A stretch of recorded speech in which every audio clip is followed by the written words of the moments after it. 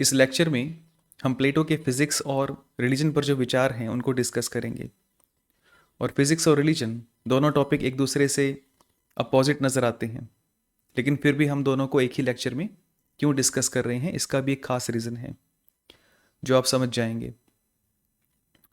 प्लेटो और सोक्रेटिस, इन दोनों से पहले जो भी फिलोसोफर्स थे उनका फिज़िक्स में बहुत ज़्यादा इंटरेस्ट था। थेलीस से लेकर डेमोक्रिटस तक सभी ये जानने की कोशिश कर रहे थे कि इस वर्ल्ड का सोर्स क्या है, ये वर्ल्ड कैसे बना है। लेकिन प्लेटो ने इस टॉपिक पर कोई खास ध्यान नहीं दिया। एथेंस में जो हालात थे, जो कुछ भी वहाँ पे हो रहा था, उसकी वजह से प्लेटो ने सोचा कि अभी एथिक्स और पॉलिटिक्स पर फोकस करना चाहिए। इसलिए उन्होंने इन टॉपिक्स को ज़्यादा एक्सप्लोर किया और फिज़िक्स या नेचुरल साइंसेस पर सिर्फ एक ही डायलॉग लिखा। उस डायलॉग का नाम है टिमाइस। और टिमाइस में वो लिखते हैं कि ये वर्ल्ड कैसे बना और जो फिज़िकल वर्ल्ड है उसका नेचर क्या है और इस वर्ल्ड में जो ऑर्डर एग्जिस्ट करता है उसका रीज़न क्या है।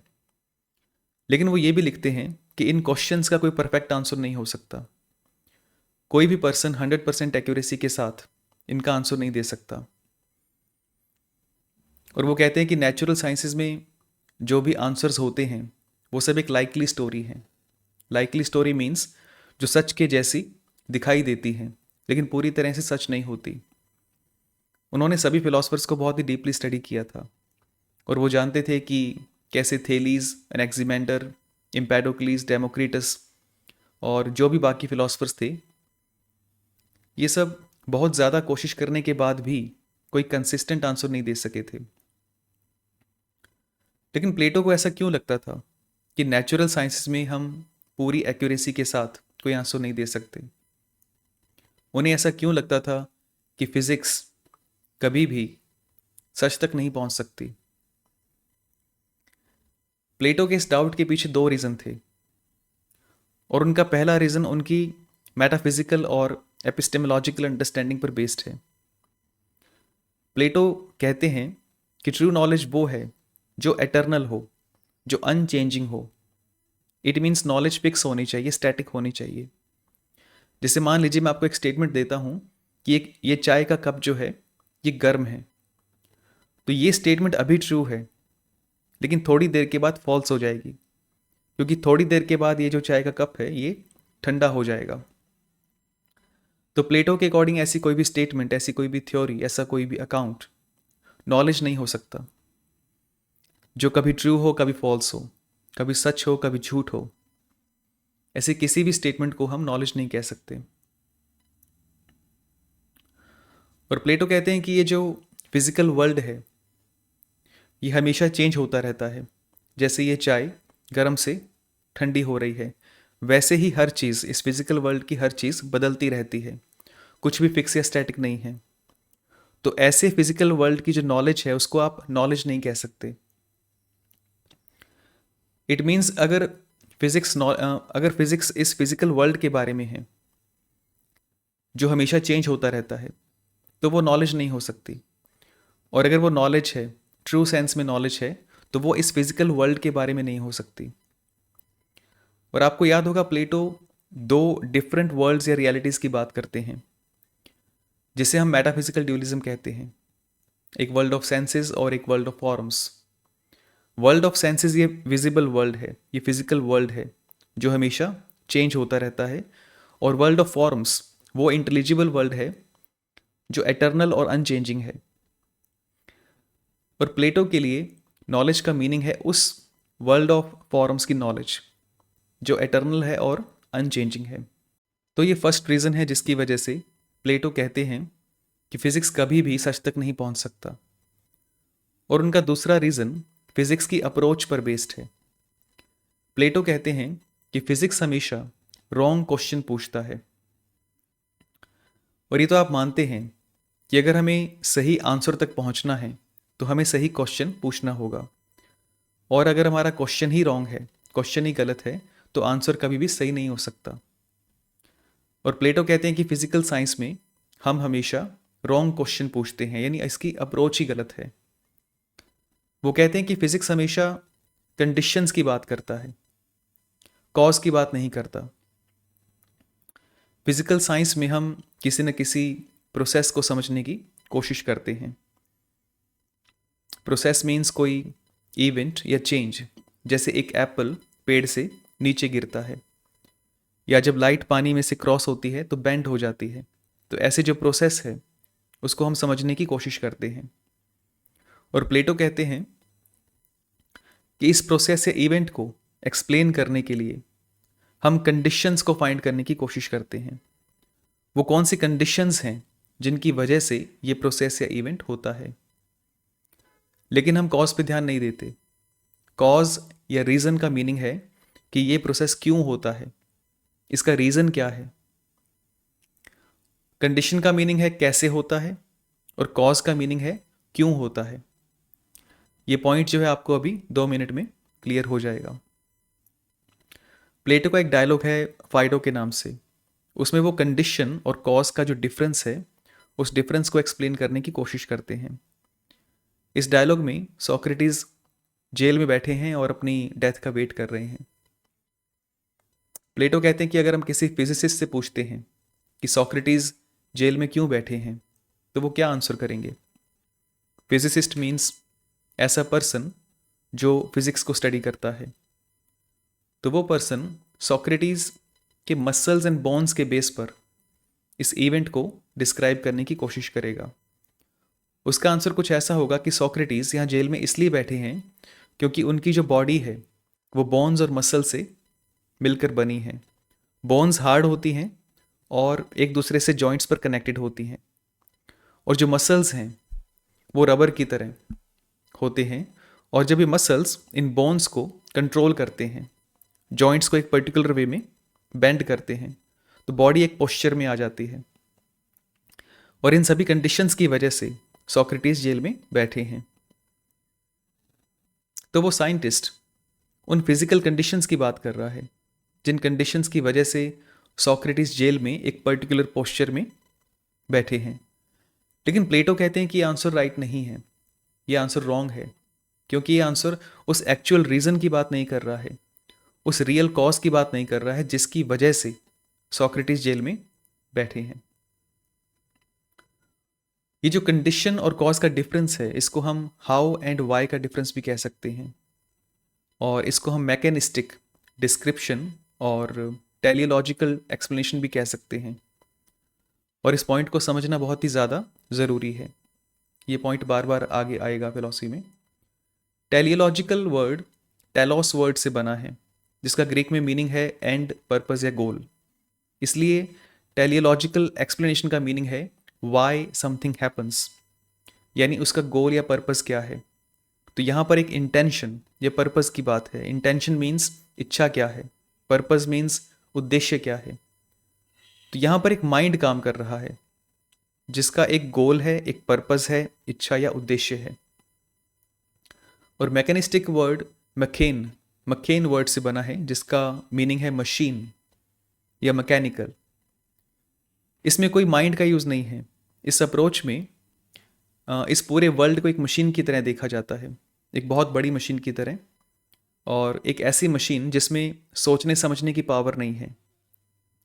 इसमें हम कंडीशंस की बात करते हैं, जिसे आजकल हम कॉज एंड इफेक्ट भी कह देते हैं, लेकिन एक्चुअल में हम कंडीशंस की ही बात कर रहे होते हैं। और यहाँ क्वेश्चन है कि हाउ समथिंग हैपन्स, वहाँ क्वेश्चन है वाई समथिंग हैपन्स, और यहाँ क्वेश्चन है हाउ समथिंग हैपन्स। जैसे आपने ये वाली बेल देखी होगी अपने घर में या फिर आस पड़ोस में कहीं पर, इसको बेल, लता या वाइन कहा जाता है। और इसकी स्पेशल बात यह है कि एक स्पाइरल में ग्रो होती है, एक स्पाइरल की तरह घूमते हुए आगे बढ़ती है, और ऐसे घूमकर आगे बढ़ने को हम कहते हैं कॉइलिंग इफेक्ट। तो ये कॉइलिंग इफेक्ट इस प्लांट का एक प्रोसेस है। और अगर आप प्लेटो से पूछते हैं कि ऐसा क्यों होता है, तो वो इसका एक टेलियोलॉजिकल आंसर देंगे। उनका आंसर होगा कि ये बेल किसी न किसी चीज़ को पकड़ना चाहती है जिससे ऊपर की ओर जा सके और सूरज की रोशनी को गेन कर सके। यानी इस बेल का एक माइंड है, एक टेलोस है। टेलोस यानी गोल या पर्पस है, और उस गोल को पूरा करने के लिए, पर्पस को पूरा करने के लिए ये बेल ऐसे करती है। तो यहाँ पर आप देख सकते हैं कि एक माइंड काम कर रहा है, एक इंटेंशन, एक इच्छा काम कर रही है। लेकिन ये सेम क्वेश्चन अगर आप न्यूटन से पूछते हैं तो वो आपको एक मैकेनिस्टिक आंसर देंगे। उनका आंसर होगा कि कुछ कंडीशंस की वजह से इस बेल का जो एक साइड है वो ज़्यादा ग्रो होता है और जो दूसरा साइड है वो कम ग्रो होता है। और जब एक साइड ज़्यादा ग्रो होती है और दूसरी साइड कम ग्रो होती है तो ये घूम जाती है और इस वजह से एक स्पाइरल शेप में ग्रो करती है। तो यहाँ न्यूटन कंडीशंस की बात कर रहे हैं। प्लांट में कुछ हॉर्मोन्स होते हैं जो सूरज की लाइट की वजह से और शेड, छाया की वजह से, यानी कुछ कंडीशंस की वजह से ऐसे काम करते हैं कि ये जो बेल है इसकी जो एक साइड है वो फास्ट ग्रो करती है और एक साइड स्लो ग्रो करती है। और जब ये प्रोसेस होता है, ये इवेंट होता है, तो ऐसे ये बेल घूम जाती है। तो यहाँ कंडीशंस की बात है। प्लेटो एक टेलोस की बात कर रहे हैं कि प्लांट का एक माइंड है, एक गोल है, एक पर्पस है और इसको पूरा करने के लिए प्लांट ऐसा करता है। लेकिन न्यूटन किसी माइंड, गोल या पर्पस की बात नहीं करते, वो कंडीशंस की बात करते हैं जिसकी वजह से ऐसा होता है। तो यहाँ पर आप वर्ड्स पे ध्यान दीजिए कि प्लांट ऐसा करता है और प्लांट में ऐसा होता है। और न्यूटन का नाम मैंने इसलिए लिया क्योंकि न्यूटन ने मैकेनिस्टिक डिस्क्रिप्शन पे बहुत ज़्यादा फोकस किया और वो ऐसे पहले पर्सन थे जिन्होंने इस मैकेनिस्टिक व्यू को एक सिस्टमैटिक वे में एक्सप्लेन किया, इम्प्रूव किया और अपनी रिसर्च में प्रैक्टिकली अप्लाई किया। और टेलीलॉजिकल व्यू पर प्लेटो ने काफ़ी फोकस किया, लेकिन इस व्यू को एरिस्टोटल ने सिस्टमेटाइज किया। एरिस्टोटल ने इस पर काफ़ी ज़्यादा काम किया। एरिस्टोटल के बारे में हम नेक्स्ट वीडियो में देखेंगे। जब फिलॉसफी ऑफ साइंस को स्टडी करेंगे तो वहाँ पर आपको दो डिफरेंट पर्सपेक्टिव्स मिलेंगे, एरिस्टोटेलियन पर्सपेक्टिव, एरिस्टोटेलियन साइंस और न्यूटोनियन साइंस। तो वहाँ पर इन दोनों को हम डिटेल से डिस्कस करेंगे। लेकिन अभी के लिए आप ये ध्यान रखिए कि प्लेटो के इस यूनिवर्स में एक माइंड है, एक इंटेलिजेंट माइंड, एक ऐसा माइंड जिसका एक पर्पस है, एक गोल है और ये पर्पस या गोल इस फिजिकल वर्ल्ड के बिहेवियर को कंट्रोल करता है या फिर एक डायरेक्शन प्रोवाइड करता है। और दूसरी ओर जो एटोमिस्ट हैं उनके यूनिवर्स में कोई माइंड नहीं है, उनके यूनिवर्स का कोई पर्पस नहीं है। ये जो एटम्स हैं ये एक एम्प्टी स्पेस में, एम्प्टी वॉइड में, बिना किसी पर्पस के रैंडमली एक दूसरे के साथ टकराते रहते हैं और एक मैकेनिकल वे में ये सब कुछ होता रहता है। तो ये दो रीजंस हैं जिसकी वजह से प्लेटो को ऐसा लगता है कि फिजिक्स कभी भी ट्रुथ तक नहीं पहुंच सकती।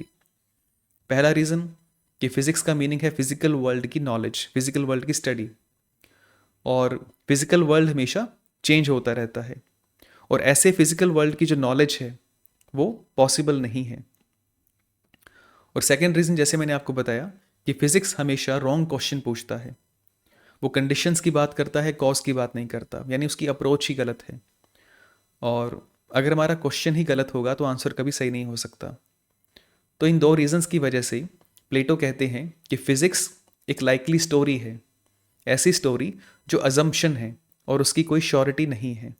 अब यहाँ पर आप प्लेटो के फिजिक्स और रिलीजन में कनेक्शन समझने की कोशिश कीजिए। प्लेटो कहते हैं कि इस यूनिवर्स में एक इंटेलिजेंट माइंड है, एक रैशनल माइंड है और वो माइंड इस फिजिकल वर्ल्ड को गाइड करता है। और अगर आप थोड़ा सा ध्यान देते हैं तो आप इस पॉइंट को बहुत ईजीली समझ जाएंगे। लेकिन अभी हम उनके रिलीजन को डिस्कस नहीं करेंगे, पहले हम उनके फिजिकल वर्ल्ड को समझने की कोशिश करते हैं कि प्लेटो के अकॉर्डिंग इस फिजिकल वर्ल्ड का नेचर क्या है, ये जानने की हम कोशिश करते हैं। और इसके लिए हम बहुत ही सिंपल एग्जाम्पल का यूज़ करते हैं। सिंपल एग्जाम्पल से शुरू करते हैं। जैसे मान लीजिए मेरे सामने ये कीबोर्ड है और इस कीबोर्ड का कलर ब्लैक है और मुझे ऐसा लगता है कि ये ब्लैक कलर यहाँ इस कीबोर्ड में है जहाँ पर मुझे ये दिखाई दे रहा है। और शायद ये बात आप भी मानते होंगे कि जब हम इस कीबोर्ड को देखते हैं, इस ब्लैक कीबोर्ड को देखते हैं, तो ये ब्लैक कलर हमें यहाँ दिखाई देता है इस कीबोर्ड के अंदर। लेकिन प्लेटो कहते हैं ऐसा नहीं है। प्लेटो कहते हैं कि ये ब्लैक कलर अपने आप में एग्जिस्ट नहीं करता है। ये ब्लैक कलर एक तरह का मोशन है जो इस ऑब्जेक्ट और हमारी आइज़ के बीच में चल रहा है। इट मीन्स यहाँ पर एक ऑब्जेक्ट है, यहाँ पर कोई ऑब्जेक्ट है और यहाँ पर हमारी आंखें हैं, और ये ऑब्जेक्ट एक कॉम्प्लेक्स मोशन है एटम्स का, और मेरी आंखें भी एक कॉम्प्लेक्स मोशन है एटम्स का। और जब ये कॉम्प्लेक्स मोशन इस कॉम्प्लेक्स मोशन के साथ इंटरेक्ट करता है, तो कलर का एक एक्सपीरियंस अराइज होता है। और अगर आपने एटोमिज्म का लेक्चर देखा है तो आपको याद होगा कि डेमोक्रिटस भी सेम यही बात कहते हैं, और प्लेटो इस पॉइंट पर उनसे एग्री करते हैं। तो इसका मीनिंग ये है कि ब्लैक कलर का ये जो एक्सपीरियंस है ये हर किसी के लिए अलग होगा। मान लीजिए 2 पर्सन हैं जो इस कीबोर्ड को देख रहे हैं एक ही टाइम में, तो दोनों पर्सन की जो आइज़ हैं उनका स्ट्रक्चर है वो सेम नहीं हो सकता, क्योंकि प्लेटो कहते हैं कि जो फिजिकल वर्ल्ड है ये हमेशा चेंज होता रहता है। इट मीन्स हमारी आइज़ जिस कॉम्प्लेक्स कॉम्बिनेशन से बनी है वो चेंज हो रहा है, और दो पर्सन की आइज़ का जो कॉम्बिनेशन है या जो मोशन है एक जैसा नहीं हो सकता एक ही टाइम में। और ये कीबोर्ड एक हेराक्लिटन फ्लक्स है जो लगातार चेंज हो रहा है, ठीक है, इसलिए ये एक कॉम्प्लेक्स मोशन है। मेरी आइज़ भी एक हेराक्लिटन फ्लक्स की तरह हैं, और मेरे साथ जो दूसरा पर्सन है उसकी आइज़ भी एक कॉम्प्लेक्स मोशन है। तो यहाँ मैं आपको ज़्यादा कंफ्यूज नहीं करना चाहता हूँ, लेकिन मेन पॉइंट ये है कि इस कीबोर्ड का जो कलर है ब्लैक, ये अपने आप में ब्लैक नहीं है। ये कीबोर्ड हमें ब्लैक नज़र आता है। अपने आप में ब्लैक होना और ब्लैक अपीयर होना, इन दोनों में डिफरेंस होता है। तो यहाँ पर ये हमें नज़र आ रहा है, लेकिन ये रियल में ब्लैक नहीं है। या फिर हम ये भी कह सकते हैं कि ब्लैक कलर इस कीबोर्ड में नहीं है, कीबोर्ड में एग्जिस्ट नहीं कर रहा है। ब्लैक कलर यहाँ पर नहीं है, ये ब्लैक कलर इस ऑब्जेक्ट का पार्ट नहीं है।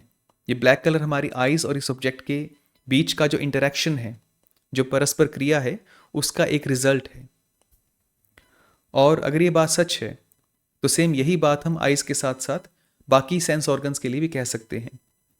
इट मीन्स हम जो कलर देखते हैं आँखों से, हम जो स्मेल सेंस करते हैं या जो आवाज़ हम सुनते हैं, ये जो भी क्वालिटीज़ हैं, जो भी चीज़ें हैं, उन ऑब्जेक्ट्स का पार्ट नहीं है। हम एक और एग्जांपल लेते हैं। जैसे मान लीजिए हमारे सामने एक एप्पल है और हमारे पास 5 सेंसेस हैं: साइट, टच, टेस्ट, स्मेल और हियरिंग। साइट मीन्स हमें एप्पल कैसा नज़र आता है। जब हमारी आइज़ का मोशन और एप्पल का मोशन एक दूसरे के साथ इंटरेक्ट करता है तो ये हमें रेड कलर का और राउंड शेप का नज़र आता है। और अगर हम टच की बात करें तो ये हमें स्मूथ, थोड़ा सा कोल्ड ऐसा लगता है। और जब ये हमारी नोज़ के साथ इंटरेक्ट करता है तो एक स्वीट सी स्मेल फील होती है, एक फ्रेगरेंस, एक फ्रेशनेस फील होती है। और जब ये एप्पल हमारी जीभ के साथ इंटरेक्ट करता है तो ये हमें स्वीट, जूसी फील होता है। और जब हम इस एप्पल को बाइट करते हैं तो एक क्रंची साउंड सुनाई देता है। अगर एप्पल फ्रेश है और स्टोर वाला नहीं है तो आपको एक क्रंची साउंड सुनाई देगा। तो ये सभी क्वालिटीज़ हमें अपीयर होती हैं। रेड कलर, राउंड शेप, एक स्वीट, जूसी, क्रंची एक्सपीरियंस हमें फील होता है। और इन सभी क्वालिटीज़ को मिलाकर जो टोटल एक्सपीरियंस बनता है उसको हम नाम देते हैं एप्पल। यानी ये जो हमारा टोटल एक्सपीरियंस है वो एप्पल है। लेकिन जैसे हमने पहले डिस्कस किया कि ब्लैक कलर इस कीबोर्ड का पार्ट नहीं है, ठीक है, वैसे ही रेड कलर इस एप्पल का पार्ट नहीं है। और बाकी जो भी क्वालिटीज़ हैं जैसे टेस्ट, टेम्परेचर, स्वीटनेस या क्रंचीनेस, वो भी इस एप्पल में नहीं है। ये जो भी एक्सपीरियंस है ये एक इंटरेक्शन है इस ऑब्जेक्ट और हमारी सेंस ऑर्गन्स के बीच में, ये एक्सपीरियंस है। तो प्लेटो यहाँ क्वेश्चन करते हैं कि इस एक्सपीरियंस के पीछे क्या है। Red colour, round shape, sweet taste, ये सब अपीयरेंस है, ये सिर्फ इंटरेक्शन का रिजल्ट है। तो रियल एप्पल क्या है? वो कौन सी चीज़ है जो हमारी सेंसेस पर असर डालती है, हमारी सेंसेस के साथ इंटरेक्ट करती है और इस एक्सपीरियंस को जनरेट करती है? उस चीज़ को हम कैसे समझ सकते हैं? एटोमिस्ट उस चीज़ को मैटर कहते हैं। एटोमिस्ट कहते हैं कि एक मैटर एग्जिस्ट करता है और ये मैटर, इस मैटर के जो एटम्स हैं वो हमारे सेंसेस के एटम्स के साथ, सेंस ऑर्गन के एटम्स के साथ इंटरेक्ट करते हैं, तो ये एक्सपीरियंस जनरेट होता है। और प्लेटो कहते हैं कि ये जो आंसर है ये ठीक नहीं है, ये आंसर कुछ एक्सप्लेन नहीं करता और ये आंसर प्रॉपर नहीं है। और प्लेटो इस मैटर को अपनी मेटाफिजिक्स के अकॉर्डिंग एक्सप्लेन करने की कोशिश करते हैं।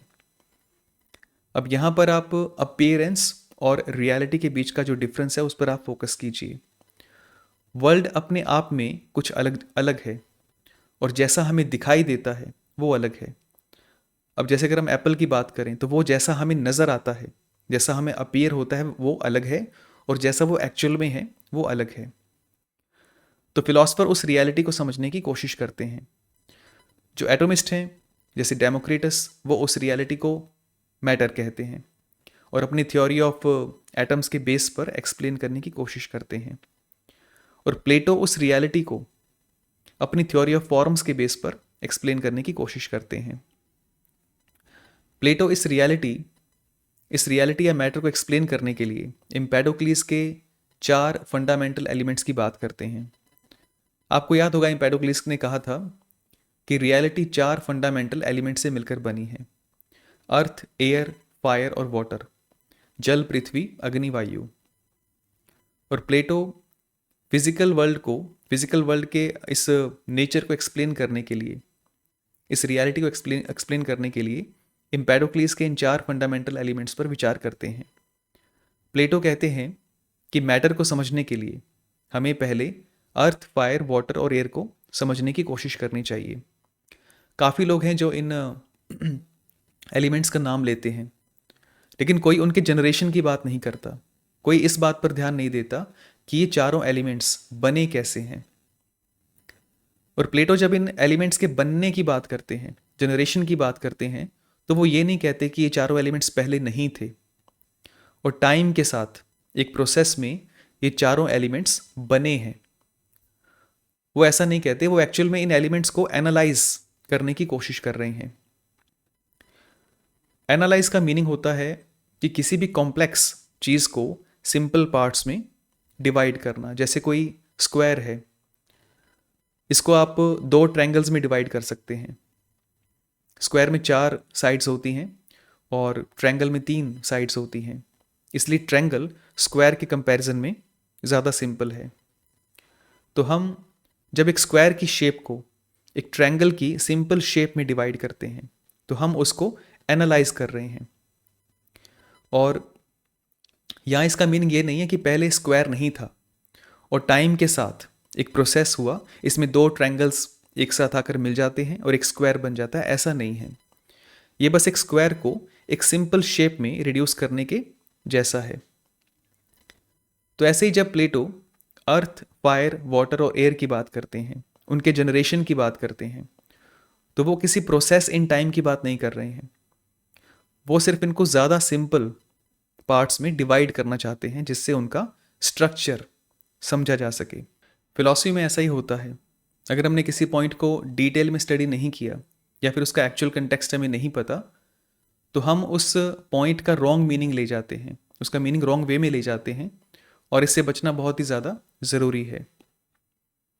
अब प्लेटो फायर की बात करते हैं तो आपको उनका मेटाफिजिकल ड्यूअलिज्म अच्छे से पता है। एक वर्ल्ड ऑफ सेंसेस है और एक वर्ल्ड ऑफ फॉर्म्स है। इट मीन्स फायर की एक फॉर्म है और फायर की एक सेंसिबल इमेज है। ठीक है, यहाँ पर फायर की एक फॉर्म है जो इंटेलिजिबल है और ये एक फायर की सेंसिबल इमेज है जो आप इस फिजिकल वर्ल्ड में देखते हो, इस सेंसिबल वर्ल्ड में आप देखते हो।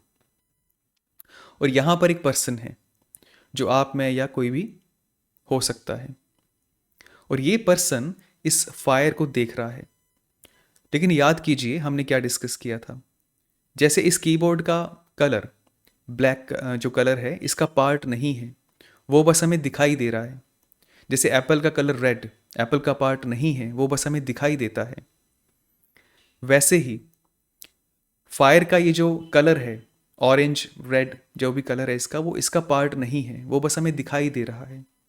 और फायर की जो हीट है, जो गर्मी हमें फील हो रही है, वो बस हमें फील हो रही है। ठीक है, वो फायर अपने आप में गर्म नहीं है। इट मीन्स फायर की गर्मी इसका कलर, इसकी जो भी सेंसरी क्वालिटीज़ हैं वो सिर्फ हमारे लिए हैं।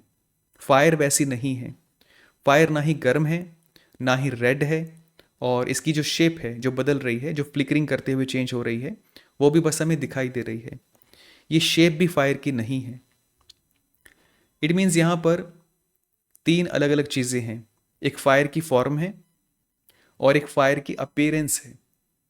अपीयरेंस मीन्स जो हमें दिखाई दे रही है, और इस फॉर्म और अपीयरेंस के बीच में जो फायर है वो रियल है, उसको हम रियलिटी कहते हैं। और ये जो बीच में फायर है ये उस फॉर्म की शेडो है, और हम जो देखते हैं वो इस शेडो की शेडो है, यानी उस इमेज की इमेज है। अब ये जो फॉर्म है ये भी मटेरियल नहीं है, और ये जो अपीयरेंस जो हमें दिखाई दे रहा है वो भी मटेरियल नहीं है, मटेरियल या मैटर। तो प्लेटो के मेटाफिजिक्स में ये मैटर है क्या? प्लेटो कहते हैं कि जो बीच का मीडियम है ये मैटर है। फॉर्म्स इस मीडियम के थ्रू रिफ्लेक्ट होती हैं या अपीयर होती हैं, लेकिन ये वैसा मैटर नहीं है जैसे एटोमिस्ट कहते हैं, डेमोक्रिटस कहते हैं। आप डिवाइडेड लाइन एनालॉजी को याद कीजिए, जो सबसे लोवेस्ट लेवल पर हमने शेडो की बात करते हैं। ऐसी शेडोज या इमेजेस जो हमें पानी में दिखाई देती हैं या फिर शीशे में दिखाई देती हैं।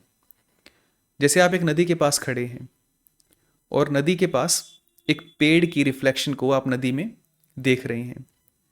अभी जो पेड़ है आपके सामने ये फॉर्म है जिसको आप देख नहीं सकते, और आप पानी में जो देख रहे हैं वो सिर्फ एक रिफ्लेक्शन है उस पेड़ की, एक अपीयरेंस है उस पेड़ की। अब इस एनालॉजी को हम देखते हैं तो क्वेश्चन ये है कि पानी क्या चीज़ है जिसमें वो पेड़ रिफ्लेक्ट होता है। ठीक है, जिसमें वो पेड़ रिफ्लेक्ट हो रहा है। जो फॉर्म है वो किसी न किसी मीडियम का यूज़ करके रिफ्लेक्ट होती हैं और हम उस रिफ्लेक्शन को देखते हैं। तो क्वेश्चन ये है कि वो मीडियम क्या है। अगर हम वो मीडियम समझ लेते हैं, अगर वो मीडियम हमें समझ में आ जाए तो हम रियलिटी को समझ सकते हैं।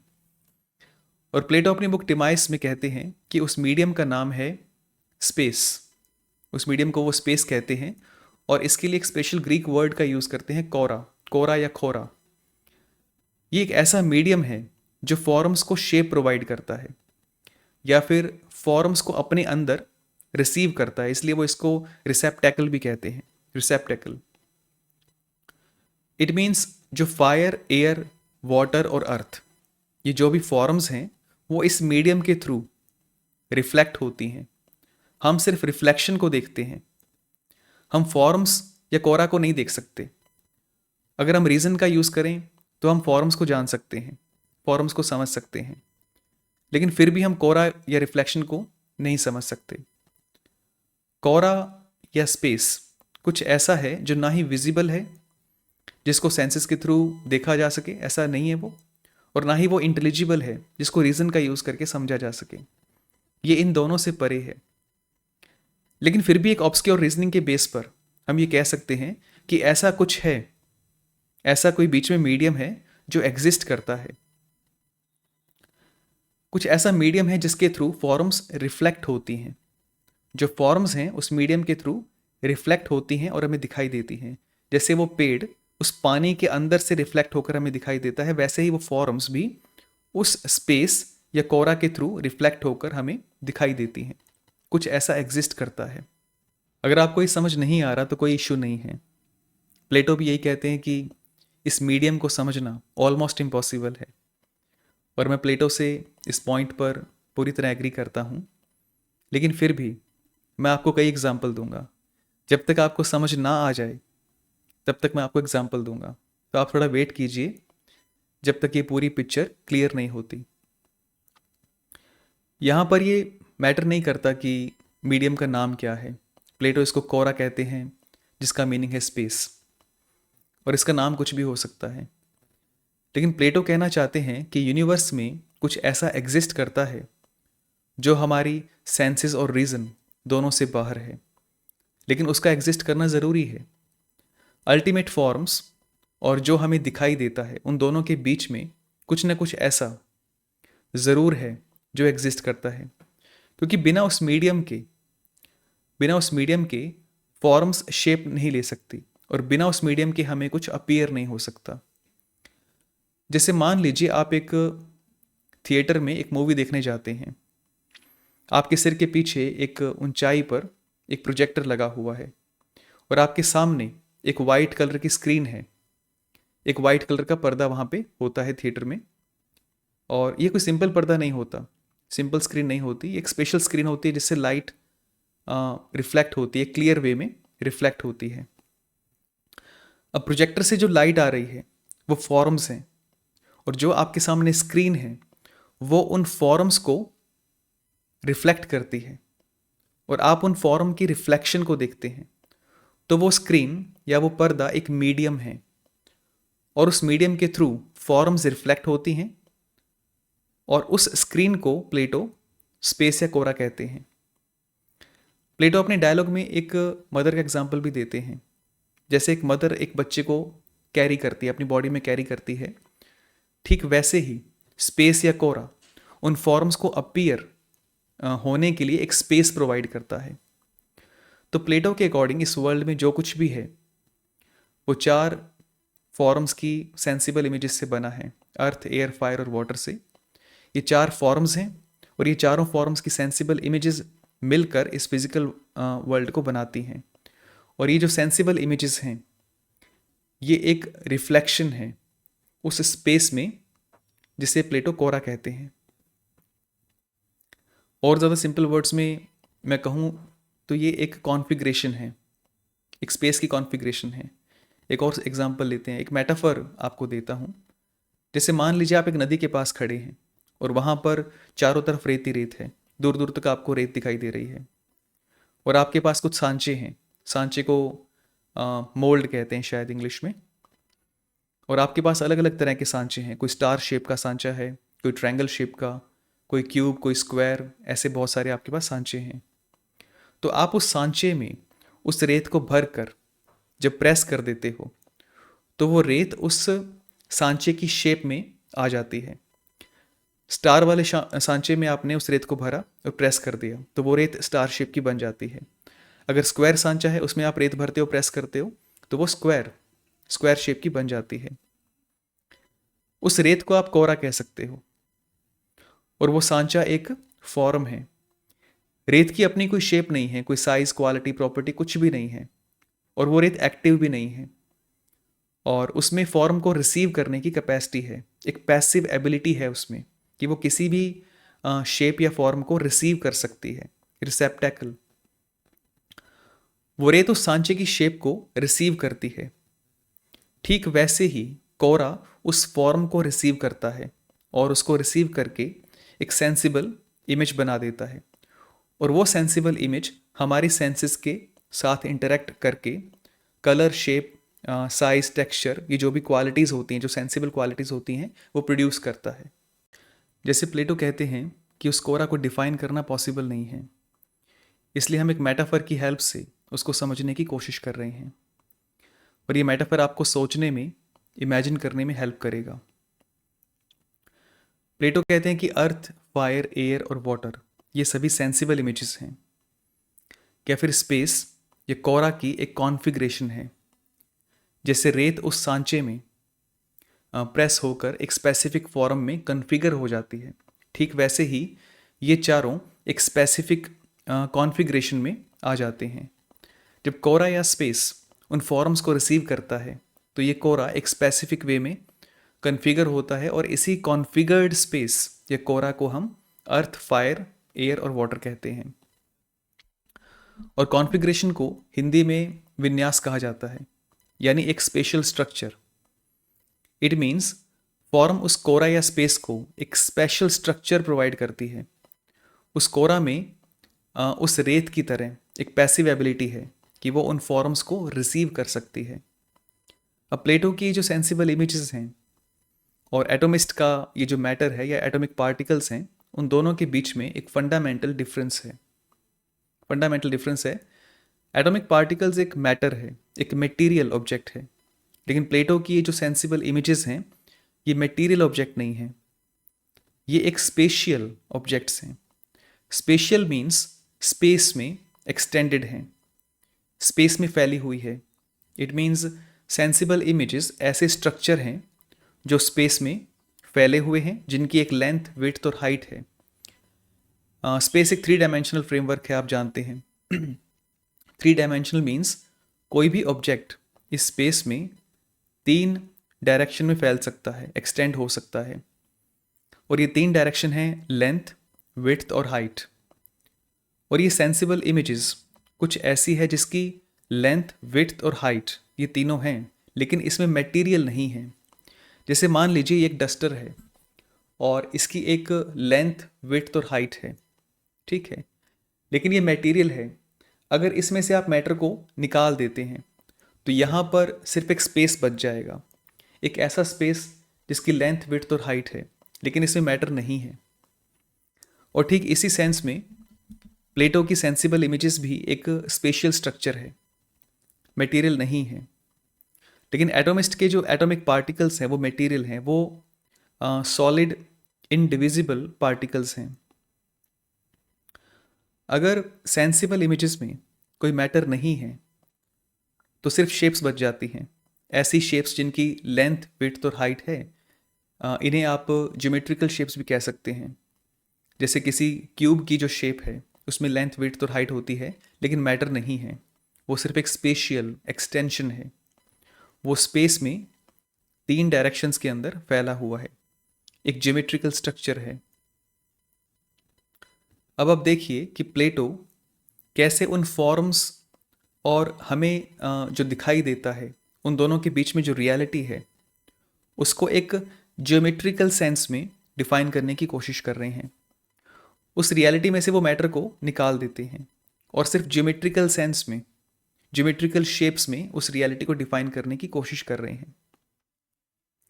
अगर हम उस चीज़ को, उस रियलिटी को मैटर मान लेते हैं, जैसे एटोमिस्ट कहते हैं, तो वो फिजिक्स का पार्ट बन जाएगा, फिजिक्स के फील्ड में चला जाएगा जहाँ फिजिकल बॉडीज़ को स्टडी किया जाता है। लेकिन अगर हम उस चीज़ में से, अगर हम उस चीज़ को एक ज्योमेट्रिकल शेप मान लेते हैं, कुछ ऐसा जो स्पेस में फैला हुआ है लेकिन उसमें मैटर नहीं है, एक स्पेशियल ज्योमेट्रिकल शेप मान लेते हैं, तो वो मैथमेटिक्स के फील्ड में चला जाता है, मैथमेटिक्स के फील्ड का पार्ट बन जाता है। और प्लेटो इन सेंसिबल इमेजेस को ज्योमेट्रिकल शेप्स में डिफाइन करने की कोशिश करते हैं। वो अर्थ को एक क्यूब से रिप्रेजेंट करते हैं, फायर को एक पिरामिड से रिप्रेजेंट करते हैं, वाटर को आइकोसोहेड्रॉन से और एयर को ऑक्टाहेड्रॉन से रिप्रेजेंट करते हैं। इनको फिलॉसफी में हम प्लेटोनिक सॉलिड्स कहते हैं, प्लेटोनिक सॉलिड्स। तो ऐसे जो 4 फंडामेंटल ऑब्जेक्ट्स हैं, अर्थ, फायर, एयर और वाटर, इनको रिप्रेजेंट करने के लिए वो 4 शेप्स का यूज़ करते हैं। और कॉस्मोस के लिए वो डोडेकाहेड्रॉन का यूज़ करते हैं। प्लेटो इस वर्ल्ड को मैथमेटिकल वे में डिफाइन करना चाहते हैं। वो ये कहना चाहते हैं कि ये वर्ल्ड एटॉमिक पार्टिकल्स से नहीं बना है। ये वर्ल्ड, ये फिजिकल वर्ल्ड उस वर्ल्ड ऑफ फॉर्म्स की एक शैडो है, एक रिफ्लेक्शन है। और प्लेटो का जो वर्ल्ड ऑफ फॉर्म्स है वो हाईली मैथमेटिकल है। मैथमेटिक्स और ज्योमेट्री उस हाईएस्ट रियलिटी के ज़्यादा क्लोज हैं, क्योंकि मैथमेटिक्स उस चेंजलेस एटर्नल स्ट्रक्चर को कैप्चर कर सकता है, जिसको फिजिक्स या फिजिकल या मटेरियल ऑब्जेक्ट्स नहीं कर सकते। इसलिए जब वो अपीयरेंस के दूसरी ओर देखने की कोशिश करते हैं, जब वो अपीयरेंसेस के दूसरी ओर देखने की कोशिश करते हैं, जो हमें दिखाई दे रहा है उसके पीछे देखने की कोशिश करते हैं, तो उन्हें एक मैथमेटिकल ऑर्डर नज़र आता है। और कई बार स्टूडेंट्स पूछते हैं कि प्लेटो ने इन शेप्स को ही क्यों चूज़ किया, इन 5 शेप्स में ऐसा क्या खास है।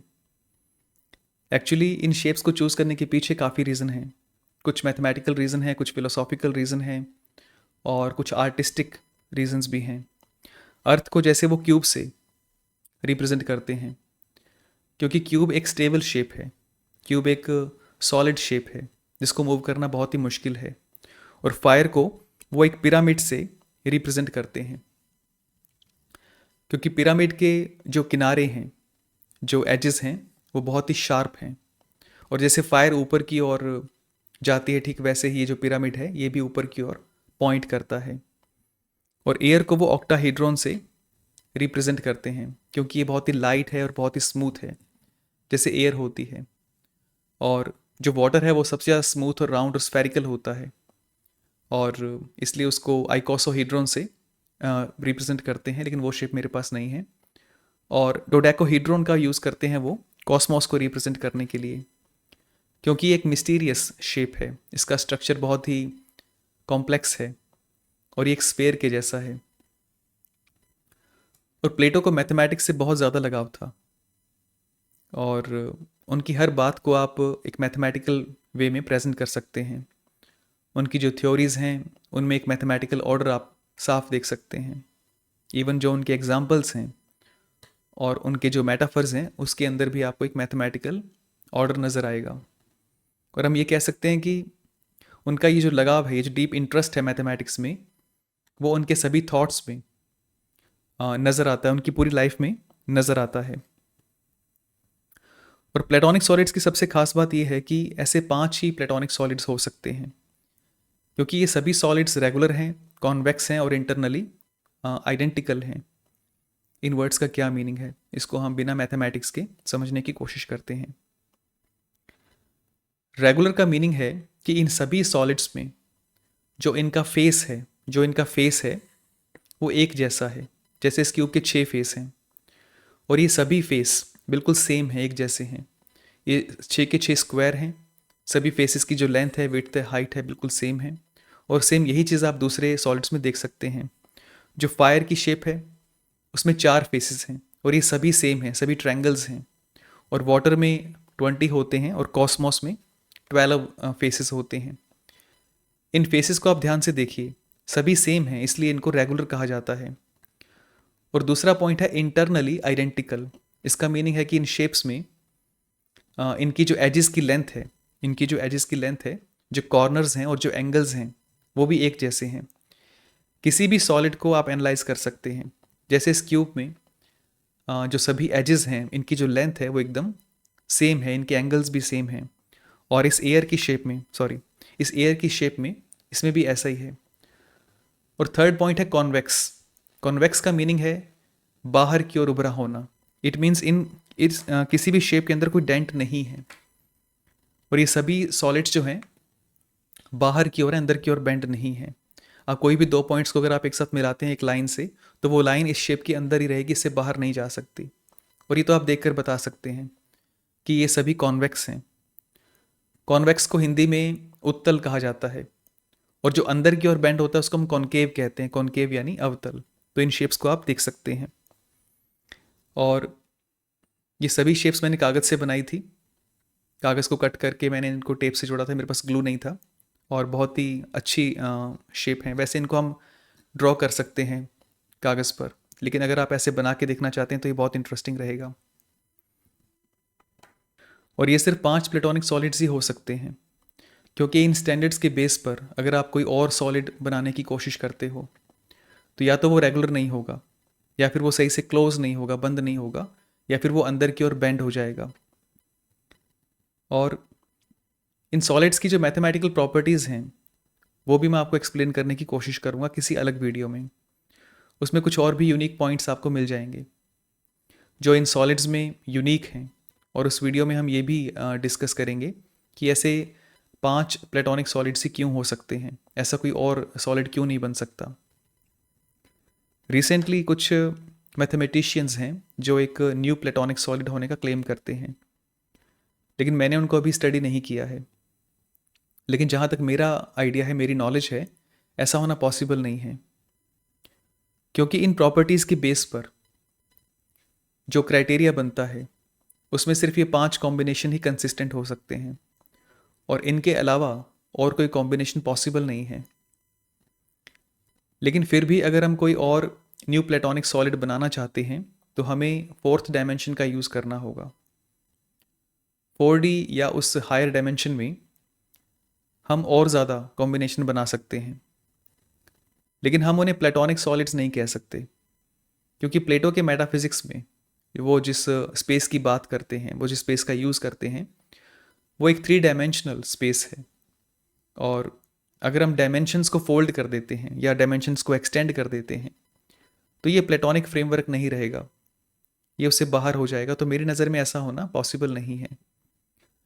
लेकिन प्लेटो इन ज्योमेट्रिकल शेप्स को और आगे एनालाइज करते हैं। वो इनको सिंपल शेप्स में रिड्यूस कर देते हैं। जैसे ये क्यूब है जो एक 3D शेप है, वो इसको एक फ्लैट सरफेस में रिड्यूस कर देते हैं, तो ये स्क्वायर बन जाता है। और अगर हम उस स्क्वायर को और ज़्यादा आगे सिंपल करें तो वो एक ट्रायंगल बन जाएगा। स्क्वायर में 4 साइड्स होती हैं, ट्रायंगल में 3 साइड्स होती हैं, इसलिए सिंपल इसको कहा जाता है। तो इस तरह से इसको रिड्यूस कर देते हैं और फिर उसको लाइन में रिड्यूस करते हैं, लाइन को नंबर्स में रिड्यूस कर देते हैं। और ऐसे ही जो दूसरी शेप्स हैं उनको भी वो जो 3D शेप्स होती हैं उनको वो फ्लैट सरफेस में रिड्यूस करते हैं, तो ट्रायंगल्स बन जाते हैं। उन ट्रायंगल्स को लाइंस में और लाइंस को फिर नंबर्स में रिड्यूस कर देते हैं। इट मीन्स प्लेटो पहले मैटर को सॉलिड शेप्स में डिफाइन करते हैं, फिर सॉलिड शेप्स को फ्लैट सरफेस में रिड्यूस करते हैं, फिर फ्लैट सरफेस को ट्रायंगल्स में रिड्यूस करते हैं, ट्रायंगल्स को लाइंस में, लाइंस को नंबर्स में रिड्यूस करते हैं। तो ऐसे वो एक एक्सट्रीम पाइथागोरियनिज्म में, पाइथागोरियन सेंस में रियलिटी को नंबर्स में डिनोट करते हैं, नंबर्स में रिड्यूस करते हैं, नंबर्स यानी अरिथमेटिक। लेकिन अगर हम फिजिकल रियलिटी को मैथमेटिकल वे में रिप्रेजेंट कर सकते हैं तो फिजिक्स एक अजम्पशन क्यों है, फिजिक्स सिर्फ एक लाइकली स्टोरी क्यों है? इसका रीज़न ये है कि फिजिक्स मैथमेटिकल फॉर्म्स के बारे में नहीं है। फिजिक्स सेंसिबल ऑब्जेक्ट्स को स्टडी करता है, सेंसिबल इमेजेस को स्टडी करता है। इसलिए फिजिक्स पूरी तरह से मैथमेटिकल वे में रिड्यूस, मैथमेटिकल सेंस में रिड्यूस नहीं किया जा सकता है, उसको मैथमेटिक्स में रिड्यूस नहीं किया जा सकता। इसलिए फिजिक्स में 100% एक्यूरेसी को अचीव करना पॉसिबल नहीं है। और ये कंसेप्ट बहुत ही वेग हैं, बहुत ही ऑब्सक्योर हैं, इसलिए हम इनको मेटाफोरिकल इमेजिनेशन की हेल्प से सोचते हैं, समझते हैं। और कुछ ये भी रीज़न है कि जो टीचर्स हैं वो इस टॉपिक को स्किप कर देते हैं, वो इन टॉपिक्स को टच नहीं करते। लेकिन इनका बहुत ही डीप कनेक्शन है आगे की फ़िलॉसफी के साथ। जब आप लॉक को स्टडी करेंगे या कांट को स्टडी करते हैं या फिर ह्यूम को स्टडी करते हैं और न्यूटन को स्टडी करते हैं तो आपको ये सारे टॉपिक्स काम आएंगे, ये सारे कंसेप्ट्स आपको काम आएंगे। और स्पेशली जब आप फिलॉसफी ऑफ साइंस या फिलॉसफी ऑफ मैथमेटिक्स को स्टडी करेंगे तो वहाँ पर आपको याद आएगा कि ये जो कंसेप्ट्स हैं हमने प्लेटो की फ़िलॉसफी में स्टडी किए थे। अगर आपको इस कंसेप्ट में इंटरेस्ट है तो आप एक बुक रीड कर सकते हैं। मैक्स टेगमार्क की बुक है आवर मैथमेटिकल यूनिवर्स। ये बहुत ही इंटरेस्टिंग बुक है जो सेम यही क्लेम करती है। इस यूनिवर्स को मैथमेटिकल वे में डिस्क्राइब किया जा सकता है, ये तो हम सब जानते हैं। लेकिन इस बुक का क्लेम कुछ ज़्यादा है। इस बुक का क्लेम है कि इस वर्ल्ड में जो कुछ भी है उसका बेस एक प्योरली मैथमेटिकल स्ट्रक्चर है। सिंपल सेंस में ये वर्ल्ड एक मैथमेटिकल स्ट्रक्चर है या एक बहुत ही कॉम्प्लेक्स मैथमेटिकल स्ट्रक्चर एग्जिस्ट करता है और अपने आप में रियल में एग्जिस्ट करता है। और ये जो फिज़िकल रियलिटी हम देखते हैं ये उस मैथमेटिकल स्ट्रक्चर का एक छोटा सा पार्ट है। मैक्स टेगमार्क को आप मॉडर्न पाइथागोरस भी कह सकते हैं। टेगमार्क ने पाइथागोरस का जो आइडिया है कि ऑल थिंग्स आर नंबर्स और प्लेटो का जो आइडिया है कि अल्टीमेट जो रियलिटी है वो मैथमेटिकल फॉर्म्स हैं, इन दोनों आइडियाज़ को मॉडर्न साइंस में फिज़िक्स और कॉस्मोलॉजी के साथ एक बहुत ही ब्यूटीफुल वे में, एक कंसिस्टेंट वे में एक्सप्लेन करने की कोशिश की है। और अगर आप प्लेटो के इन आइडियाज़ को और डीपर वे में समझना चाहते हो तो कॉर्नफोर्ड की एक बुक है प्लेटोज कॉस्मोलॉजी इस नाम से, तो वो बुक आप रीड कर सकते हैं। तो अब तक हमने देखा कि प्लेटो कहते हैं कि एक फिज़िकल वर्ल्ड है और एक इंटेलिजेंट रैशनल माइंड है और वो माइंड इस फिज़िकल वर्ल्ड को गाइड करता है। फिज़िकल वर्ल्ड का जो नेचर है वो हमने समझ लिया कि प्लेटो इस फिज़िकल रियलिटी को कैसे देखते हैं। लेकिन अब उस रैशनल माइंड की हम बात करते हैं और उसके लिए हमें रिलीजन को डिस्कस करना होगा। प्लेटो अपने डायलॉग टिमाइस में ये आंसर करने की कोशिश करते हैं कि ये वर्ल्ड कैसे बना, और इसका आंसर बहुत ही कॉम्प्लिकेटेड है। इसलिए हम इसको पहले इसका एक बेसिक ओवरव्यू लेते हैं और उसके बाद उसको स्टेप बाय स्टेप रिफाइन करने की कोशिश करते हैं। टिमाइस में प्लेटो एग्जिस्टेंस को 2 कैटेगरीज में डिवाइड कर देते हैं। बीइंग और बिकमिंग। बीइंग का मीनिंग है what always is and never becomes. It means जो हमेशा से है और उसमें कभी कोई चेंज नहीं होता, ठीक है। Always is and never becomes. और बिकमिंग, बिकमिंग का मीनिंग है what becomes and never is. It means जो हमेशा चेंज होता रहता है और कभी परफेक्शन को अचीव नहीं करता। कुछ ऐसा जो कंटिन्यूसली चेंज हो रहा है, इवॉल्व हो रहा है, एक प्रोसेस में है और इस चेंज का कोई फाइनल, कोई एंडिंग पॉइंट नहीं है। तो एग्जिस्टेंस की ये दो कैटेगरीज हैं, बीइंग और बिकमिंग। बीइंग में फॉर्म्स आती हैं और बिकमिंग में फिजिकल वर्ल्ड आता है, क्योंकि फॉर्म्स जो हैं वो एटर्नल हैं और वो अनचेंजिंग है, चेंजलेस है, और ये जो फिजिकल वर्ल्ड है ये हमेशा चेंज होता रहता है। ये हमने प्लेटो के मेटाफिजिक्स में डिस्कस कर लिया था। अभी जो फिजिकल वर्ल्ड है ये हमेशा चेंज होता रहता है, इसलिए एटर्नल नहीं हो सकता। इट मीन्स इसका कोई ना कोई, मतलब किसी न किसी टाइम पर ये एग्जिस्टेंस में आया होगा, क्रिएट हुआ होगा, और अगर ये क्रिएट हुआ है तो इसके पीछे कोई ना कोई कॉज भी ज़रूर होगा। याद कीजिए, प्लेटो कॉज एंड कंडीशंस के डिफरेंस की बात करते हैं। कॉज मतलब वाई और कंडीशन मतलब हाउ। ये हमने डिस्कस कर लिया है। और प्लेटो यहाँ वर्ल्ड के कॉज की बात कर रहे हैं। इट मीन्स वो एक टेलियोलॉजिकल सेंस में इस वर्ल्ड के कॉज को एक्सप्लेन करना चाहते हैं। ये वर्ल्ड कैसे बना, ये उनका क्वेश्चन नहीं है। उनका रियल क्वेश्चन है कि ये वर्ल्ड जैसा है वैसा क्यों है, वाई। इस क्यों के पीछे जो पर्पस है वो उस पर ध्यान दे रहे हैं। और इसी पर्पस को एक्सप्लेन करने के लिए उन्हें एक डिवाइन इंटेलिजेंट माइंड चाहिए, जिसे वो डेमियर्ज कहते हैं।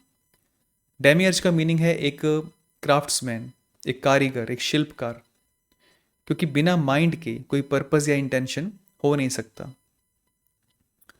जैसे एक मूर्ति बनाने वाला मूर्तिकार होता है, उसके पास एक पत्थर का बड़ा सा ब्लॉक होता है जिसे वो as a raw material use करता है, और उसके पास मूर्ति का एक ब्लूप्रिंट होता है, एक डायग्राम होता है कि मूर्ति कैसे बननी चाहिए।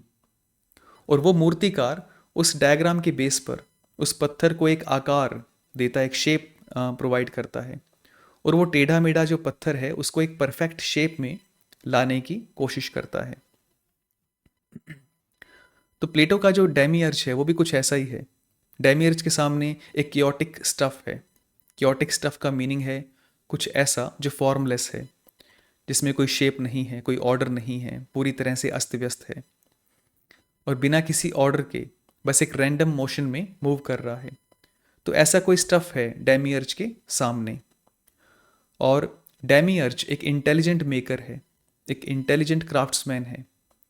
डेमियर्ज उन फॉर्म्स को देखता है, वो देखता है कि फॉर्म्स कितनी परफेक्ट हैं, कितनी स्टेबल हैं। फॉर्म्स में एक मैथमेटिकल ऑर्डर है, एक ब्यूटी है, और यही ऑर्डर उन फॉर्म्स को गुडनेस प्रोवाइड करता है। और डेमियर्ज उन फॉर्म्स का जो ऑर्डर है, जो ब्यूटी है, जो गुडनेस है और जो स्टेबिलिटी है, उसको उस कियोटिक स्टफ पर अप्लाई करता है, उस कियोटिक स्टफ पर इम्पोज करता है, लागू करता है, और उसको भी ऑर्डर, ब्यूटी, गुडनेस प्रोवाइड करने की कोशिश करता है। आप देख सकते हैं कि डेमियर्ज भी एक फिलॉसफर के जैसा है। जैसे एक फिलॉसफर को अल्टीमेट फॉर्म्स की नॉलेज होती है, अल्टीमेट गुडनेस, ब्यूटी, इनकी नॉलेज होती है, तो वो उस नॉलेज के बेस पर उस रियल वर्ल्ड को ऑर्डर देने की कोशिश करता है, अपने आप को, सोसाइटी को, सबको एक परफेक्ट ऑर्डर में लाने की कोशिश करता है। जैसे प्लेटो की पॉलिटिकल फिलॉसफी है। प्लेटो अल्टीमेट फॉर्म्स के बेस पर सोसाइटी को एक ऑर्डर प्रोवाइड करने की कोशिश करते हैं। ठीक वैसे ही वो डेमियर्ज उन फॉर्म्स को देखकर उनके ऑर्डर को उस कियोटिक स्टफ पर इम्पोज करने की कोशिश करता है। तो यहाँ पर आप पर्पस देख सकते हैं। डेमियर्ज का एक पर्पस है, एक इंटेंशन है। जब वो कियोटिक स्टफ को देखते हैं और वो फॉर्म्स को देखते हैं तो उनके माइंड में एक पर्पस, एक इंटेंशन डेवलप होती है, और वो उस केओस को एक ऑर्डर देना चाहते हैं, क्योंकि ऑर्डर बेटर है। केओस के कंपैरिजन में ऑर्डर बेटर है, तो गुड, बेटर और बेस्ट को अचीव करने के लिए ये जो पर्पस है ये एक इंटेंशन है। तो ये टेलियोलॉजिकल एक्सप्लेनेशन है इस यूनिवर्स के एग्जिस्टेंस के लिए, जो पर्पस और इंटेंशन पर फोकस करती है। प्लेटो के डेमियर्ज को मेकर कहा जाता है, उनको हम क्रिएटर नहीं कह सकते क्योंकि वो कुछ क्रिएट नहीं कर रहे।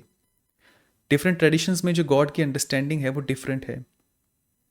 जैसे अब्राहमिक ट्रेडिशन की बात करें तो वहाँ पर गॉड एक क्रिएटर है। जुडाइज़म, क्रिश्चियनिटी और इस्लाम ये मानते हैं कि गॉड ने इस वर्ल्ड को आउट ऑफ नथिंग क्रिएट किया। इट मीन्स पहले नथिंग था और फिर नथिंग से समथिंग क्रिएट किया। या फिर सिंपल वर्ड्स में हम कह सकते हैं कि ये वर्ल्ड एक फ्रेश क्रिएशन है, पूरी तरह नया क्रिएशन है। तो वहाँ गॉड को क्रिएटर कहा जाता है। लेकिन प्लेटो का जो डेमियर्ज है ये एक ओमनीपोटेंट गॉड नहीं है। वो नथिंग से समथिंग क्रिएट नहीं कर रहे, पहले से कुछ है जिसे एक केओटिक स्टफ या केओस कहा गया है, और वो सिर्फ उस केओस पर ऑर्डर इम्पोज करने की कोशिश कर रहे हैं। इस डिसऑर्डर्ड स्टफ में ऑर्डर लाने की कोशिश कर रहे हैं, इसलिए वो एक मेकर हैं, वो क्रिएटर नहीं है। और लेकिन अगर हम धार्मिक ट्रेडिशन में ब्रह्मन की बात करें तो वहाँ पर ना कोई क्रिएटर है और ना ही कोई मेकर है। वहाँ जो कंप्लीट रियलिटी है ये ब्रह्मन का ही एक एक्सपेंशन है, विस्तार है। या ताओ ट्रेडिशन की बात करें तो वहाँ पर ताओ एक नेचुरल प्रिंसिपल है जिसको द वे या नेचुरल एफर्टलेस वे कहा जाता है। और हम सबके लिए वैसे इंग्लिश में गॉड वर्ड का यूज़ करते हैं, लेकिन सबका एक डिफरेंट मीनिंग होता है। आप ये सोचिए कि गॉड वर्ड का मीनिंग है हाईएस्ट रियलिटी या अल्टीमेट ट्रूथ, और वो हाईएस्ट रियलिटी क्या है इस पर सभी ट्रेडिशंस का अपना अपना एक डिफरेंट व्यू है। इसलिए वर्ड्स को देखकर आपको कंफ्यूज नहीं होना है, आपको इसे ध्यान से समझना है।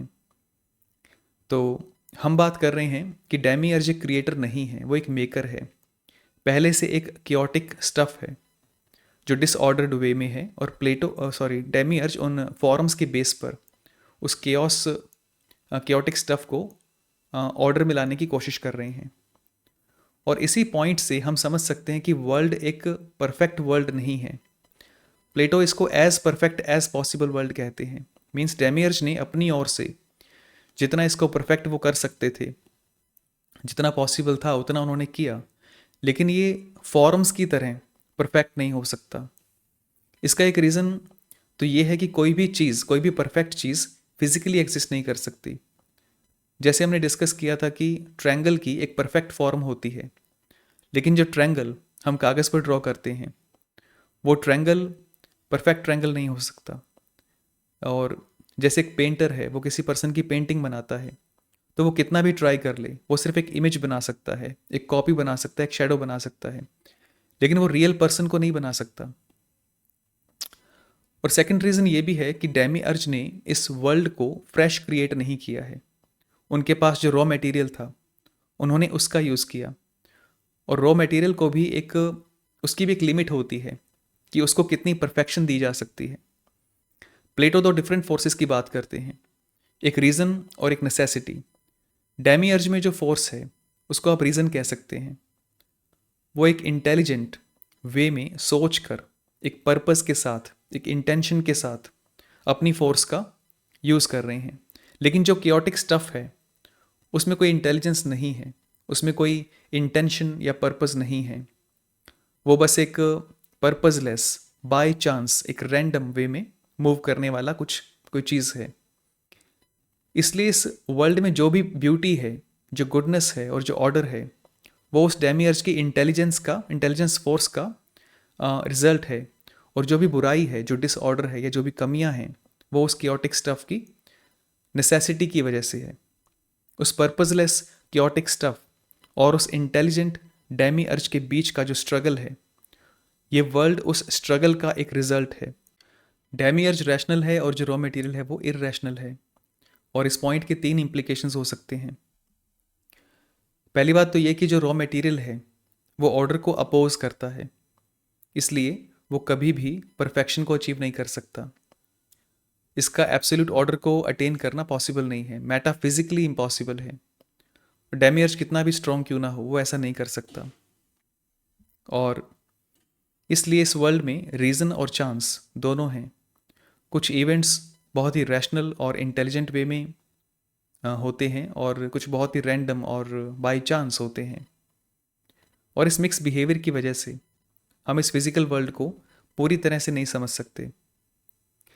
इसलिए प्लेटो कहते हैं कि मैथमेटिकल नॉलेज में जो परफेक्शन है वो फिज़िक्स की नॉलेज में कभी नहीं हो सकती। ये तो हम सब भी मानते हैं कि मैथमेटिक्स को जब एज ए फ्रेमवर्क स्टडी किया जाता है तो वहाँ पर 100% एक्यूरेसी होती है। लेकिन जब उस मैथमेटिक्स को फिज़िकल वर्ल्ड पर इम्प्लीमेंट करते हैं, फिज़िकल वर्ल्ड पर अप्लाई करते हैं, तो एक्यूरेसी कम हो जाती है। इसलिए प्लेटो कहते हैं कि मैथमेटिक्स परफेक्ट है लेकिन फिज़िक्स कभी भी परफेक्ट नहीं हो सकती। और थर्ड पॉइंट ये है कि गुडनेस, ब्यूटी या जो ऑर्डर है वो फॉर्म से आती है और जो अगलीनेस और डिसऑर्डर है वो मटेरियल स्टफ से आती है। इसलिए जो भी गुडनेस है वो फॉर्म की वजह से है और जो भी ईविल या बुराई है वो इस मैटर की वजह से है। तो प्लेटो का ये जो मॉडल है ये ईविल को भी एक्सप्लेन करने की कोशिश करता है। और प्लेटो का ये जो डायलॉग है टिमाइस, ये बहुत इंटरेस्टिंग है और इसके कुछ पैसेजेस हैं जो हम रीड कर सकते हैं। इसका एक पैसेज है, he was good and in him that is good no envy arise ever concerning anything. And being devoid of envy, he desired that all should be so far as possible like unto himself. तो यहाँ प्लेटो एक reason देते हैं कि डैमियर्ज ने ऐसा क्यों किया। प्लेटो कहते हैं कि डैमियर्ज एक गुड क्राफ्ट्समैन है और जो गुड होते हैं वो जो अच्छे होते हैं उनमें कोई जेलसी नहीं होती और वो चाहते हैं कि बाकी सब भी उनकी तरह हो जाएं। और इसलिए वो चाहते हैं कि जैसे वो गुड हैं वैसे बाकी सब भी उनकी तरह गुडनेस को अटेन करें।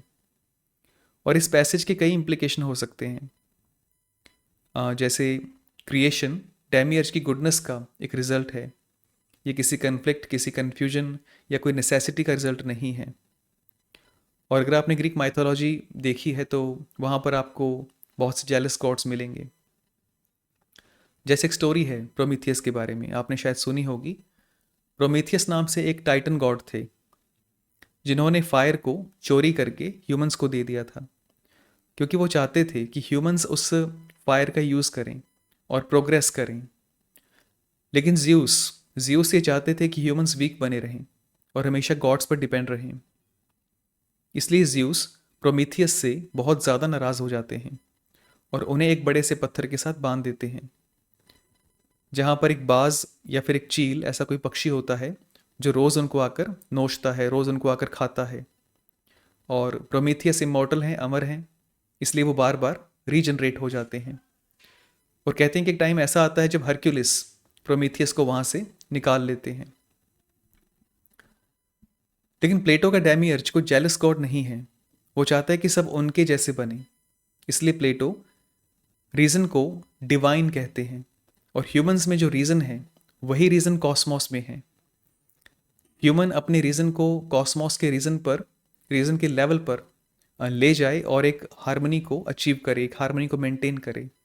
एक और पैसेज है, none that is irrational will be fairer than the rational and further that reason can not possibly belong to any apart from soul, so because of this reflection he constructed reason within soul and soul within body. We must declare that this cosmos has verily come into existence as a living creature endowed with soul and reason owing to the providence of God.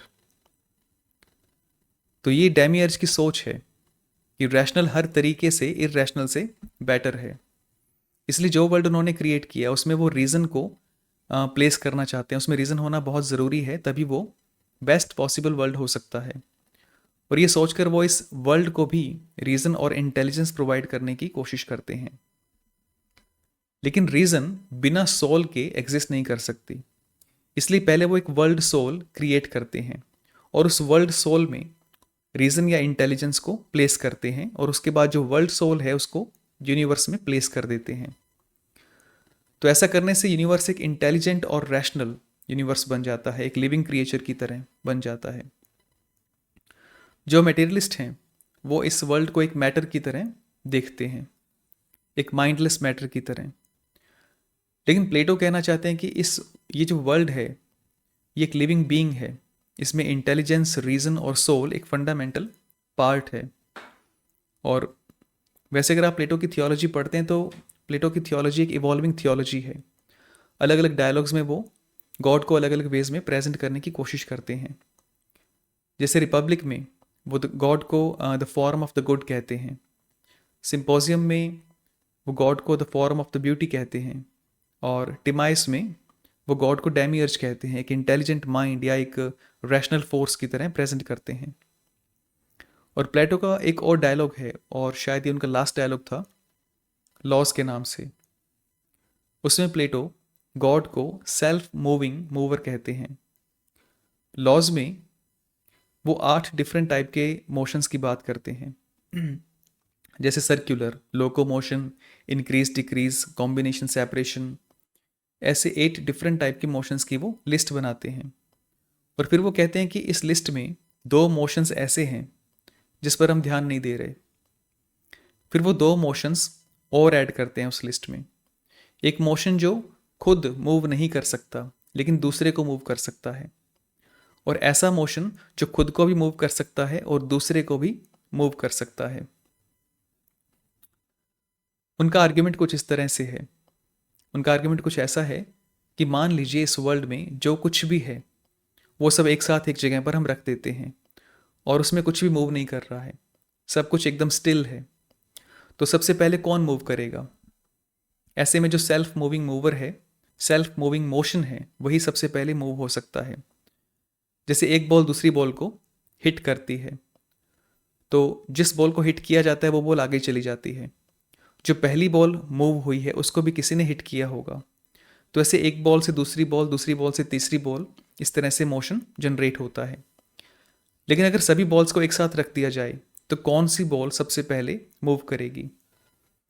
सबसे पहले वो ball move करेगी जो self moving ball हो, जिसको move करने के लिए किसी आउटर फोर्स की नीड नहीं है। तो ऐसे ही इस वर्ल्ड में जो मूवमेंट है वो किसी ऐसी मूवमेंट से शुरू होती है जो सेल्फ मूविंग है, और इस सेल्फ मूविंग एंटिटी को प्लेटो सोल कहते हैं। तो यहाँ भी आप देख सकते हैं कि प्लेटो एक पर्पस को, एक इंटेंशन को शो करने की कोशिश कर रहे हैं। ऐसी रीजनिंग को हम नेचुरल थियोलॉजी कहते हैं। थियोस का मीनिंग है गॉड और थियोलॉजी का मीनिंग है द स्टडी ऑफ गॉड या स्टडी ऑफ रिलीजन। और नेचुरल हम इसलिए कहते हैं क्योंकि ये सिर्फ ह्यूमन रीजनिंग पर बेस्ड है, ये कोई रेवलेशन पर या कोई मिस्टिकल एक्सपीरियंस पर बेस्ड नहीं है। एक ह्यूमन माइंड जो सोच सकता है उस पर बेस्ड है। और ऐसी रीजनिंग का यूज़ करके प्लेटो गॉड के बारे में काफ़ी कुछ बताते हैं। जैसे गॉड अच्छा है और कोई भी अच्छी चीज़ नुकसानदायक नहीं हो सकती, इसलिए जो भी नुकसानदायक है वो गॉड ने नहीं बनाया है। इट मीन्स हर चीज़ का जो सोर्स है वो गॉड नहीं हो सकता। और वो पनिशमेंट के बारे में बात करते हैं कि पनिशमेंट बुरे लोगों के लिए अच्छी होती है, क्योंकि पनिशमेंट की वजह से जो बुरे लोग हैं वो सही रास्ते पर आ जाते हैं। और इसलिए ऐसा हो सकता है कि पनिशमेंट को गॉड ने बनाया हो। और गॉड चेंजलेस हैं, क्योंकि प्लेटो कहते हैं कि God is the form of the good. मतलब गॉड जो है वो हाईएस्ट गुड हैं। जो हाईएस्ट गुड होगा उसमें कोई भी चेंज नीचे की डायरेक्शन में होगा, यानी गुड से नॉट गुड की डायरेक्शन में होगा। इसलिए गॉड में कोई चेंज नहीं हो सकता। तो गॉड चेंजलेस हैं। और ये जो डायलॉग है टिमाइस, ये जो हम डिस्कस कर रहे हैं, ये बहुत ही कॉम्प्लिकेटेड है। इसमें एक रैशनल व्यू को एक मिथिकल वे में प्रेजेंट करने की कोशिश की गई है। इसलिए मोस्टली स्टूडेंट्स बहुत ज़्यादा कंफ्यूज हो जाते हैं टिमाइस को जब रीड करते हैं। जैसे एक बहुत ही बेसिक कन्फ्यूज़न है कि प्लेटो जब इस वर्ल्ड के ओरिजिन की बात करते हैं तो क्या वो एक टेम्पोरल डिस्क्रिप्शन दे रहे हैं या फिर एक लॉजिकल एक्सप्लेनेशन है। टेम्पोरल मीन्स इन टाइम, कि किसी एक टाइम पर ये वर्ल्ड नहीं था और उसके बाद धीरे धीरे टाइम के साथ ये वर्ल्ड बना। या फिर वो ऐसे किसी रियल इवेंट की बात नहीं कर रहे हैं, वो सिर्फ एक लॉजिकल वे में एक्सप्लेन करने की कोशिश कर रहे हैं कि वर्ल्ड ऐसा क्यों है। और प्लेटो ऐसे वर्ड्स का यूज़ करते हैं कि जो भी चेंजिंग है, जो भी सेंसिबल ऑब्जेक्ट्स हैं, वो इटर्नल नहीं हो सकते, और ये किसी न किसी टाइम पर बने होंगे, उनके पीछे कोई ना कोई कॉज होगा।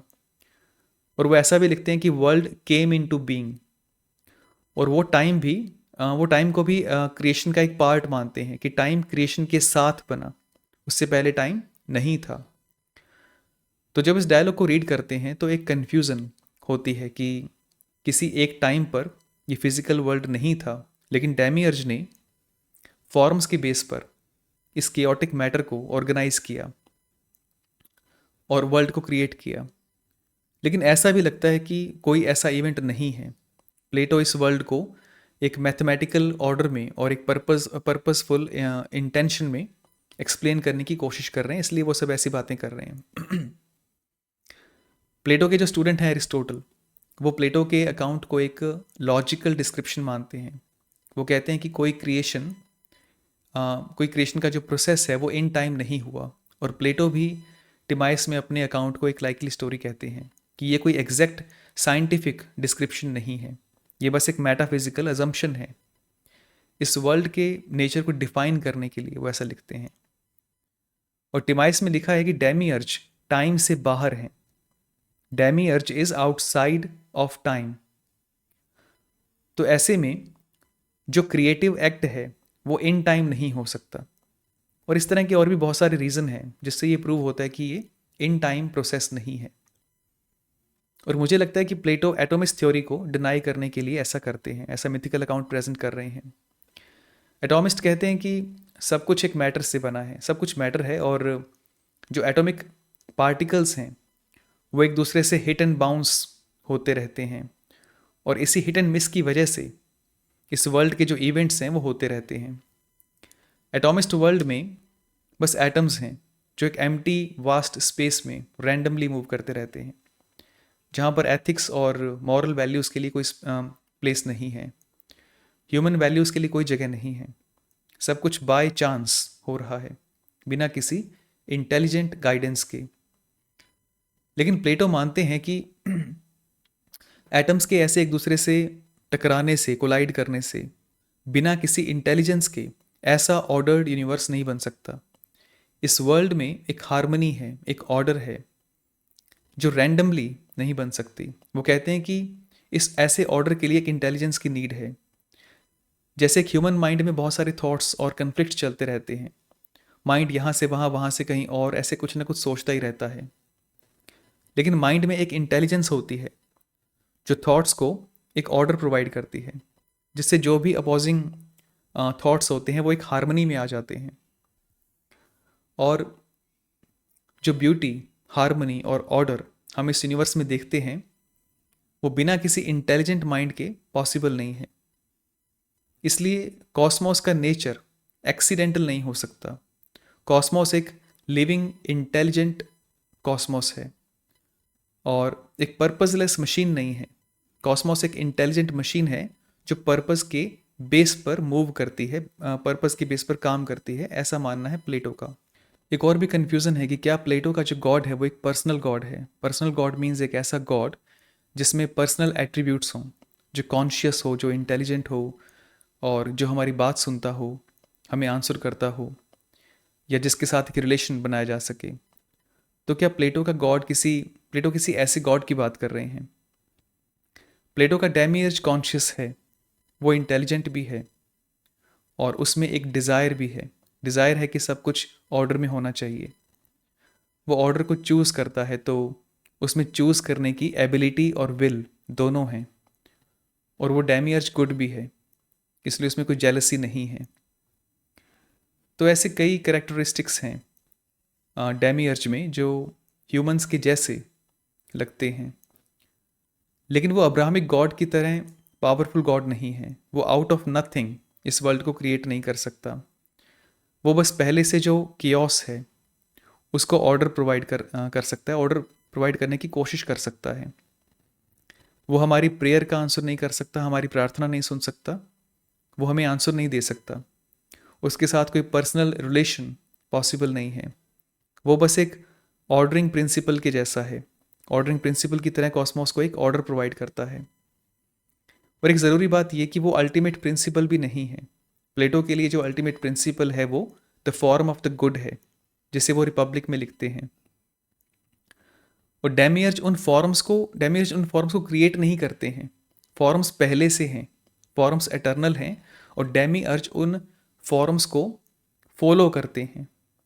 उन फॉर्म्स को फॉलो करके उस केओस पर ऑर्डर इम्पोज करने की कोशिश करते हैं। तो एक सेंस में जो the form of the good है वो अल्टीमेट प्रिंसिपल है, और डेमियर्ज उन प्रिंसिपल्स को फॉलो करता है। और ऐसा लगता है कि डेमियर्ज अपनी इच्छा से, अपनी मर्जी से एक्शन ले रहा है, लेकिन एक्चुअल में वो फॉर्म्स को फॉलो करता है, फॉर्म्स को फॉलो कर रहा है। अगर हम टिमाइस को रीड करते हैं और साथ ही प्लेटो के जो बाकी डायलॉग्स हैं उनको रीड करते हैं, उनके साथ कंपेयर करते हैं, तो डेमियर्ज एक इंटेलिजेंट और रैशनल प्रिंसिपल के जैसा नज़र आता है। डेमियर्ज का जो फंक्शन है वो एक नेचुरल लॉ के जैसा है, वो एक पर्सन के जैसा नहीं है। और डेमियर्ज में रीज़न, पर्पस, इंटेंशन है, लेकिन कोई इमोशन, कोई पर्सनैलिटी नहीं है। वो गुड है, लेकिन उसका ह्यूमन लाइफ पर कोई डायरेक्ट इफेक्ट नहीं है, डायरेक्ट रोल नहीं है उनका ह्यूमन लाइफ के अंदर। लेकिन डेमियर्ज को एक पर्सनल गॉड कहना ठीक नहीं है। उसको आप पर्सनल गॉड की जगह एक रैशनल प्रिंसिपल कह सकते हैं, तो ये ज़्यादा बेटर रहेगा। और फिलॉसफी में अक्सर हमें ग्रे आंसर्स मिलते हैं। कोई क्लियर येस या कोई क्लियर नो नहीं होता, क्योंकि किसी एक टेक्स्ट को डिफरेंट वेज में इंटरप्रेट किया जा सकता है। किसी एक ही पॉइंट के फेवर में और उसके अगेंस्ट में आपको बहुत सारे आर्ग्यूमेंट्स मिल जाएंगे। इसलिए आप कंक्लूजन्स पर पहुंचने की जल्दबाजी ना करें। जो डिफरेंट व्यूज़ हैं उनको स्टडी करें, उनके आर्ग्यूमेंट्स को स्टडी करें और देखें कि उनके आर्ग्यूमेंट्स कितने स्ट्रॉन्ग हैं। और फिलॉसफी में एग्री और डिसएग्री होने जैसा कुछ नहीं होता। मेन पॉइंट ये है कि क्या आपके पास कोई काउंटर आर्ग्यूमेंट है या नहीं। जैसे मान लीजिए मैं आपसे कहता हूँ कि अर्थ का साइज़ सूरज से बड़ा है, और इसके लिए मैं आपको 3 डिफरेंट आर्ग्यूमेंट्स देता हूँ। अब आपके एग्री करने से या डिसएग्री करने से कोई फ़र्क नहीं पड़ने वाला है। पॉइंट ये है कि क्या आप उन 3 आर्ग्यूमेंट्स को काउंटर कर सकते हो या नहीं। क्या आपके पास उन आर्ग्यूमेंट्स का कोई तोड़ है या नहीं, उन आर्ग्यूमेंट्स के लिए कोई काउंटर आर्ग्यूमेंट है या नहीं, ये चीज़ ज़रूरी है। और ये प्लेटो पर हमारा 6th लेक्चर है, शायद 6th या 7th लेक्चर आई थिंक। और इंट्रोडक्टरी लेवल पर जो भी ज़रूरी आपको पता होना चाहिए वो सब हमने डिस्कस कर लिया है। और ये सीरीज़ एक इंट्रोडक्टरी सीरीज़ है, इसलिए मैं बहुत ज़्यादा डिटेल में नहीं जाऊँगा। वैसे मैं अपनी तरफ से कोशिश कर रहा हूँ कि जो भी ज़रूरी जानकारी वो आपको दे सकूँ। और नेक्स्ट लेक्चर में हम एरिस्टोटल को डिस्कस करेंगे। इस वीडियो में इतना ही। Thank you so much for watching this video.